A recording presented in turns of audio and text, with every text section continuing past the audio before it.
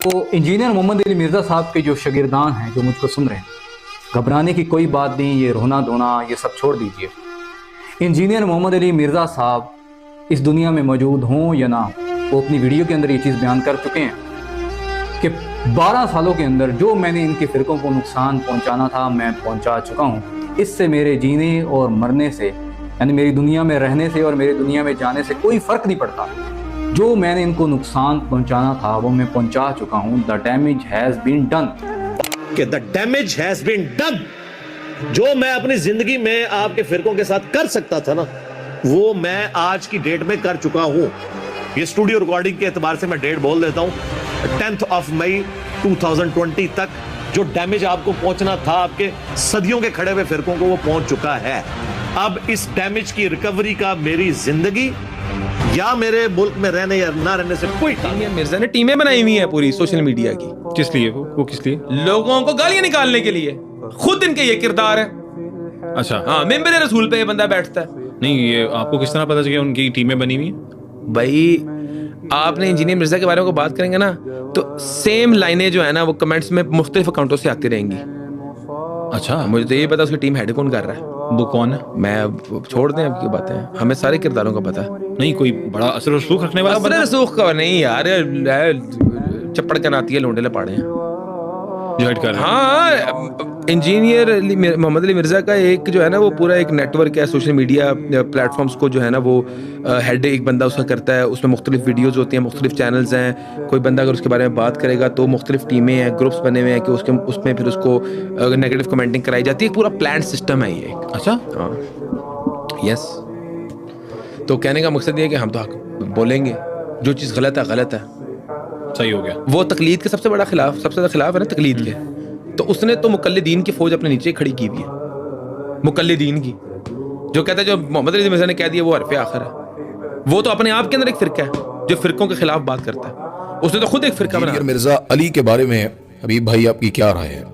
देखें, मैंने उनसे पॉडकास्ट के हवाले से प्लान हमने किया था, लेकिन बस वो उनको पकड़ा गया और सज़ा मिल गई। बात वाज़ेह और क्लियर है।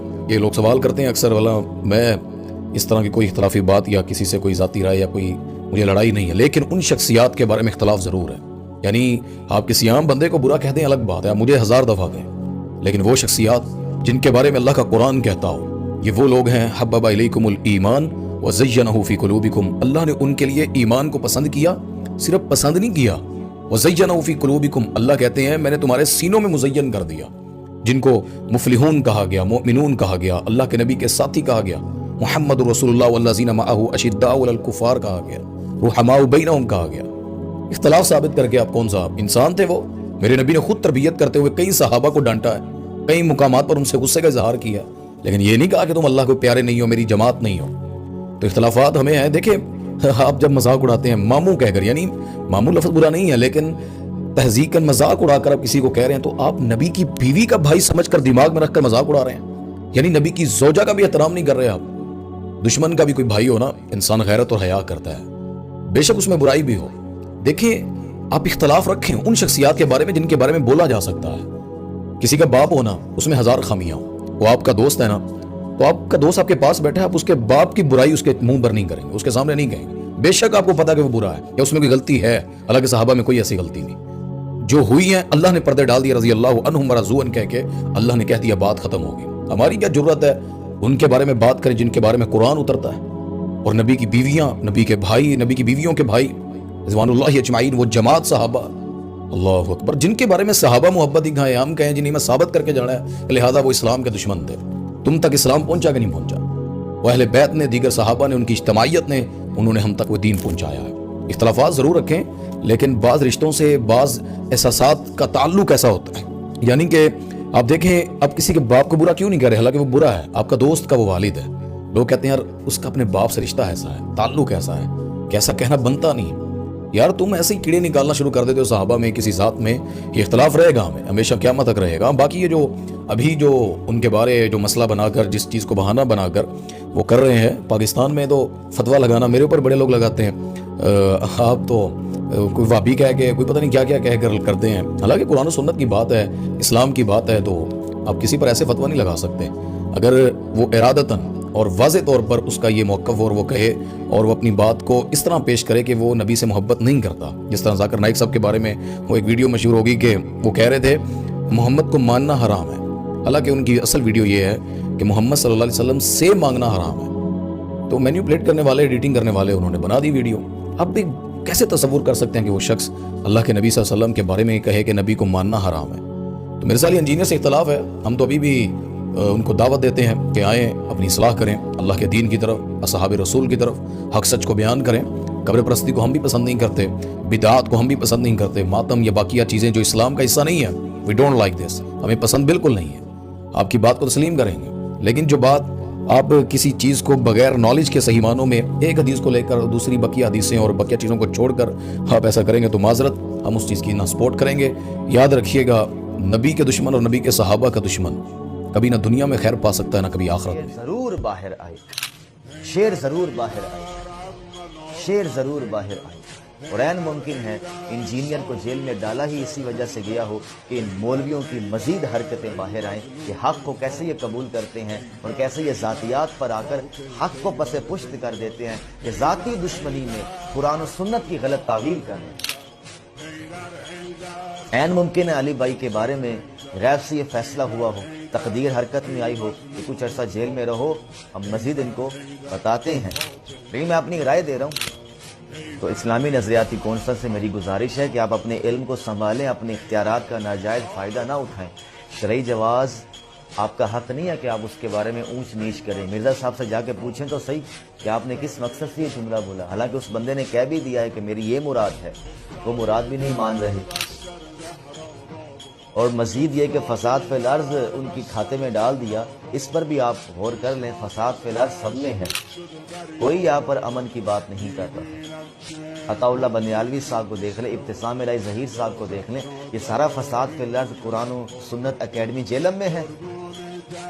ہر ایک کا اپنا انداز ہوتا ہے بات کرنے کا. جو صحیح بخاری کی حدیث کے بارے میں پہلے یہ کہے کہ جھڑی ہوئی حدیث، پھر کہتے ہیں حدیث صحیح ہے، مضمون گھڑا ہوا ہے.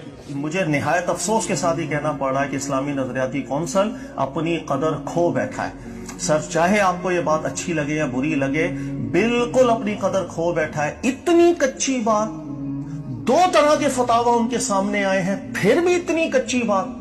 ان کو سراحتاً لکھنا چاہیے تھا کہ یہ جملے بالکل ایسے، بلکہ پورا کانٹیکسٹ سننا چاہیے تھا. کانٹیکسٹ سننے کے بعد پھر انہیں اس کو موقع دینا چاہیے تھا کہ جس کی زبان سے جملے نکلے ہیں وہ کیا اس کے بارے میں بیان کر رہا ہے. اپنی وضاحت متکلم خود بیان کرتا ہے. کوئی دنیا کی ایسی کتاب ہے ہمارے سامنے رکھو، ہم بھی 10 باتیں اس میں سے نکال کے بیان کر دیں. متکلم خود وضاحت اپنی بات کی کرے گا، اس کو دیکھا جائے گا کہ جب علماء کے فتاوی دونوں آراء پر مشتمل موجود ہیں تو صراحتاً یہ بات کرنی چاہیے تھی کہ سر علماء کی رائے ہیں تو ہم کیسے اس کو گستاخ قرار دے سکتے ہیں؟ اس سے بڑھ کر شبہ کوئی ہے دنیا میں کہ ایک عالم دین کے نزدیک گستاخی نہیں ہے، دوسروں کو اگر لگ بھی رہا ہے تو یہ چیز ہونی چاہیے تھی. اور باقاعدہ آپ لکھتے کہ زبان کے اندر آئندہ اس چیز کی ضمانت دی جائے کہ زبان اس قدر ایسی نہیں ہوگی کہ جو لوگوں میں فتنہ کا باعث بنے، ان کے جذبات کو مجروح کرے. اصلاح کرنا مقصد ہونا چاہیے، زبان میٹھی ہونی چاہیے. موسیٰ کریم علیہ السلام کو اللہ بھیجے فرعون کے پاس، ظالم دنیا جان کا، خود اللہ قرآن میں نص کرے انہ طغیٰ، اس نے حد کر دی ظلم کی. لیکن ساتھ ہی اللہ تعالیٰ موسیٰ کریم علیہ السلام ہارون علیہ السلام کو فرمایا قولا لہ قولا لینا. تصور بھی نہیں تھا کہ اسلامی نظریاتی کونسل جیسا آئینی ادارہ اس طرح اپنے حدود سے تجاوز کر سکتا ہے. اگر کوئی اس نوعیت کا استفسار آیا تھا تو اولاً اسلامی نظریاتی کونسل کو اپنے حدود کا تعین کرتے ہوئے اس کا جواب بھی دینا چاہیے تھا کہ یہ اس کے دائرہ اختیار سے باہر ہے. اسلامی نظریاتی کونسل ایک آئینی ادارہ ہے، چنانچہ اس کے حدود ریاست پاکستان کے آئین میں متعین کر دیے گئے. ان کو نکال کر پڑھ لیجئے، اس میں ہرگز اس کی کوئی گنجائش نہیں. مجھے یاد ہے کہ اس نوعیت کے استفسارات ہمارے زمانے میں بھی آتے تھے، ان میں بالعموم اسی طرح معذرت کر دی جاتی. زیادہ سے زیادہ آپ یہ کہہ سکتے ہیں کہ انفرادی طور پر یا کسی خاص محکمے کو الگ سے اسلامی نظریاتی کونسل اپنی کوئی رائے دینا چاہے تو دے دیتی، اگرچہ میرے نزدیک اس کی بھی کوئی گنجائش نہیں. اس لیے بہت معذرت کے ساتھ ایک آئینی ادارے نے صریح اپنے حدود سے تجاوز کیا. ان کو ہرگز اس نوعیت کا کوئی کام نہیں کرنا چاہیے۔ علماء کے فتاویٰ کی نوعیت بالکل الگ ہے، وہ ہمارے ہاں ایک روایت بنی ہوئی ہے، اس میں رائے دی جاتی ہے۔ اس میں رائے سے آگے بڑھ کر یہ فرمایا گیا ہے کہ یہ ایک فیصلہ ہے، یہ فیصلہ دینے کا اختیار ان کو کس نے دیا ہے؟ کہ آپ کی عنایت ہے کہ آپ نے یہ فرمایا کہ انہوں نے ملزم قرار دیا ہے، نہیں، انہوں نے مجرم قرار دیا، اور جس استدلال کی بنیاد پر قرار دیا ہے وہ آخری درجے میں بےمانی استدلال ہے۔ اگر آپ اس جملے کو اس کے سیاق و سباق پہ رکھ کے دیکھیں جس پر یہ فیصلہ صادر فرمایا گیا ہے، تو وہ جملہ بھی وہاں بحث حد اٹھانے کے لیے نہیں بولا گیا، وہ بھی ایک مقصد ہے جس میں تمثیل کے اسلوب میں بات سمجھانے کے لیے بولا گیا۔ اللہ تعالیٰ نے قرآن مجید میں فرمایا ہے کہ محمد رسول اللہ کے جو رسول تھے محمد صلی اللہ علیہ وسلم، ان کا اور ان کے ساتھیوں کی مثال بیان کی، فرمایا والذین معہ اشداء علی الکفار، کہ وہ آپس میں بڑے ہی زیادہ رحم دل تھے اور کفار میں بڑے سخت دل تھے۔ لیکن آج ہمارے مسلمانوں میں اس کے بڑے برعکس کام ہو گیا ہے کہ آج ہم مسلمان کا دشمن ہو گیا ہے، اور کفار کے آگے ہم جو ہے نا نیچے جھک جاتے ہیں ان کی باری۔ آج اس میں سر فہرست سب سے اوپر کون جا رہا ہے؟ آپ کو پتہ ہے مسلمانوں جو سب سے زیادہ یعنی مسلمانوں کے بارے میں جو حسد و بغض پایا جاتا ہے، علماء جا رہے ہیں، الا ماشاءاللہ۔ علماء اپنے حسد بغض میں اتنا آگے چلے گئے ہیں کہ یہ جو انجیر محمد علی مرزا ہے، اس نے سمجھ نہیں آتی، میں تو حقیقت بات ہے اس کے بارے میں بیان کر کے اللہ کی قسم میں پریشان ہو گیا ہوں کہ میں کیا بتاؤں، کیا صفائیاں دوں یار، تم مرزا سے نکالنے کیا چاہتے ہو، اور تمہارے دلائل کے ساتھ اس نے آپ کے دروازے بند کر دیے ہیں، دلائل کی دنیا میں آپ بے بس ہو گئے ہو۔ اب آپ نے نا وہ جو کہتے ہیں جب آدمی کوئی ہار جاتا ہے تو وہ کہتے ہیں اس کو مارو، لڑائیاں کرو اس کے ساتھ، آپ نے وہ رویہ اختیار کر لیا ہے۔ دلائل کی دنیا میں اللہ کی قسم آپ ناراض نہیں ہونا، آپ کو اس نے بے بس کر صاحب گرفتار کیا شریعت کی روشنی میں صحیح گرفتار ہوئے ہیں؟ اور اگر ہاں تو کیسی گرفتار؟ تو کسی اور مسئلے پر ہوئے تھے، گرفتار تو اس پہ ہوا تھا کہ عیسائیوں پہ غلط الزام لگایا ہے، لیکن اس کو کسی اور نے 295C میں ڈال دیا۔ تو میں اس پہ تو کوئی بات نہیں کروں گا کہ گرفتار ہونا ٹھیک تھا یا غلط تھا، اس کی تو مجھے پوری تحقیق نہیں ہے، کیونکہ عیسائی بھی مشتعل کہتے ہیں، بعض لوگ کہہ رہے ہیں کہ عیسائی بڑے مشتعل ہوئے ہیں، مسیحی لوگ بڑے مشتعل ہوئے ہیں، اشتعال انگیزی ہے، تو اس پہ تو دو رائے ہو سکتی ہے کہ گرفتاری صحیح تھی یا نہیں تھی، وہ آپ ماہرین سے پوچھیں۔ لیکن یہ جو 295C ڈالا ہے یہ نہیں بنتا ہے، جس بیس پہ ڈالا ہے، کوئی اور بیس ہو تو غلط بات ہے، لیکن ہمارے پاس جو معلومات ہیں وہ جس بیس پہ ڈالا ہے نا اس بیس پہ 295C نہیں بنتا۔ مذہبی اسکالر انجینئر محمد علی مرزا صاحب کو گستاخی کا ملزم قرار دے دیا ہے فیصلے میں۔ کہ آپ کی عنایت ہے کہ آپ نے یہ فرمایا کہ انہوں نے ملزم قرار دیا ہے، نہیں، انہوں نے مجرم قرار دیا، اور جس استدلال کی بنیاد پر قرار دیا ہے وہ آخری درجے میں بےمانی استدلال ہے۔ میں نے یہ تحریر پڑھی ہے، اور جب میں اس کو پڑھنے کے لیے کھول رہا تھا تو سچی بات ہے کہ میرے تصور بھی میں نہیں تھا کہ اسلامی نظریاتی کونسل جیسا آئینی ادارہ اس طرح اپنے حدود سے تجاوز کر سکتا ہے۔ اس لیے بہت معذرت کے ساتھ ایک آئینی ادارے نے صریح اپنے حدود سے تجاوز کیا، ان کو ہرگز اس نوعیت کا کوئی کام نہیں کرنا چاہیے۔ علماء کے فتاویٰ کی نوعیت بالکل الگ ہے، وہ ہمارے ہاں ایک روایت بنی ہوئی ہے، اس میں رائے دی جاتی، اس میں رائے سے آگے بڑھ کر یہ فرمایا گیا ہے کہ یہ ایک فیصلہ ہے، یہ فیصلہ دینے کا اختیار ان کو کس نے دیا ہے؟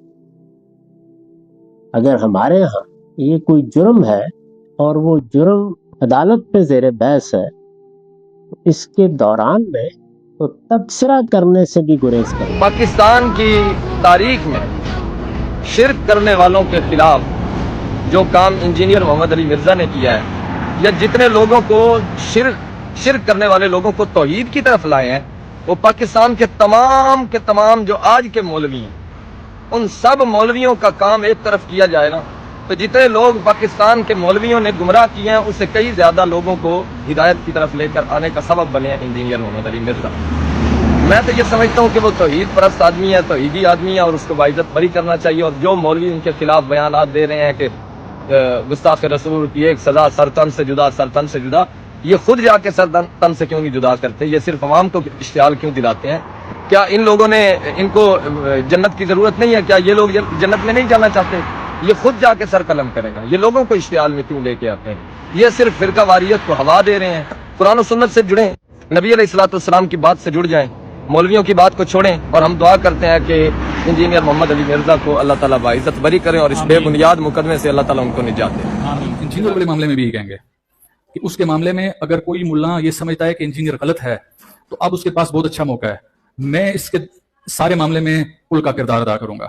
میں اعلیٰ حکام کے پاس الحمدللہ اپنے ذاتی کسی مقصد کے لیے آج تک نہیں گیا, لیکن میں چل کے جاؤں گا حکام بالا کے پاس, اور میں ارینج کراؤں گا کہ انجینئر بیٹھا ہوا ہے, آپ تو پکڑا ہوا ہے نا, اس کو ایک جگہ پہ بٹھائیں.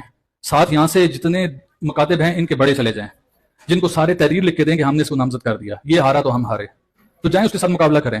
لیکن یہ نہ کریں کہ اپنے سے نیچے چھوٹے چھوٹوں کو چھوڑ کے اس کے خلاف بیانات بازی شروع کر دی, وہ جیل میں بیٹھا ہوا ہے. ہمارا اس سے کوئی دلی لگاؤ نہیں ہے, ہمیں اس سے کوئی مطلب نہیں ہے, ہم اس سے سب سے بڑے ناقد ہیں. لیکن یار مزہ تب ہے لڑنے کا, میدان میں لڑو. وہ تو ہر دم پہ نبی کی بات کر رہا ہے. میں اس کے خلاف کیس کروں گا, جہاں پر وہ غلط ہے. وہ اولیاء کے حوالے سے غلط بات کرتا ہے تو میں اس کے اوپر کیس کروں گا. کوئی اور چیز ہے اس کے معاملے میں غلط ہے تو میں اس کے اوپر کیس کروں گا. لیکن یار جو نبی کی بات کرتا ہے, نبی کے خلاف کیسے ہوگا؟ بیٹھتا ہے تو درود و سلام بھیج کے بیٹھتا ہے. اس نے لوگوں کو بتایا کہ تم لوگوں کو یہ غلط گائیڈ کر دیا گیا کہ نبی کی اہل بیت کے اوپر رضی اللہ پڑھا جاتا ہے. اس نے لوگوں کو بتایا کہ تمہارے امام بخاری, امام مسلم نے اپنی کتابوں میں ان کے ساتھ علیہ السلام کا لفظ لکھا ہوا ہے.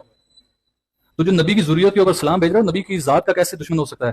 وہ نبی کا کیسے دشمن تراز ہو سکتا ہے؟ وہ کیسے نبی پاک صلی اللہ علیہ وسلم کی ذات کے اوپر کوئی ایسا ایلیگیشن اٹھا سکتا ہے؟ کسی کی بات سامنے رکھنا کہ فلاں شخص سے بات کرتا ہے, یہ قطعاً ایسے نہیں ہوتا کہ وہ شخص ایسی بات کر رہا ہے. تو لہٰذا گزارش ہوگی کہ قانون نافذ کرنے والے اداروں سے کہ اگر ان معاملات میں ذرا سا بھی ایسا معاملہ ہوا جس میں ناانصافی ہوئی تو دنیا میں تو معاملات گڑبڑ ہوں گے کیونکہ ایک پریسیڈنٹ سیٹ ہو جائے گا. آئندہ آنے والی نسل وہی چیز دیکھے گی. تو لہٰذا کوئی اس کے اوپر ہوش سے کام لینا ہوگا, بڑی تحقیق کرنی ہوگی, بڑی صلح جوئی کے ساتھ معاملات کرنے ہوں گے, تھنک ٹینکس کو بٹھانا ہوگا, دماغ لڑانے والے لوگوں کو بٹھانا ہوگا, جو علم و تحقیق کی دنیا کے ماسٹر مائنڈ لوگ ہیں ان کو بٹھا کے اس معاملے کو حل کرنا ہوگا کہ آیا اس نے گستاخی کیا نہیں. کسی کے فتوے کے اوپر اگر کسی کے اوپر گستاخی کا فتویٰ لگ گیا تو یاد رکھیے کہ پھر چوک چوک کے اوپر گستاخی کے فتوے لگیں گے. پھر میرے پاس بھی پیر ہاؤس کا لیٹر ہیڈ موجود ہے, میرا پیر ہاؤس بھی رجسٹرڈ ہے, اس کا مونوگرام بھی رجسٹرڈ ہے, اس کی اسٹیمپ بھی رجسٹرڈ ہے. پھر میں بھی فتویٰ نکال سکتا ہوں کسی کے اوپر. لیکن اگر اس طرح فتوے نکلنے شروع ہوئے تو چوک چوک سے نکلیں گے, گھر گھر سے نکلیں گے, کریا کریا سے نکلیں گے, گاؤں گاؤں سے نکلیں گے. کس کس کی زبان روکی جائے گی؟ تو خدا را ہوش کے ناخن لیں, دین فتووں کا نام نہیں ہے, دین سمجھانے کا کام ہے. اسی لیے کہا گیا کہ وما علینا الا البلاغ المبین.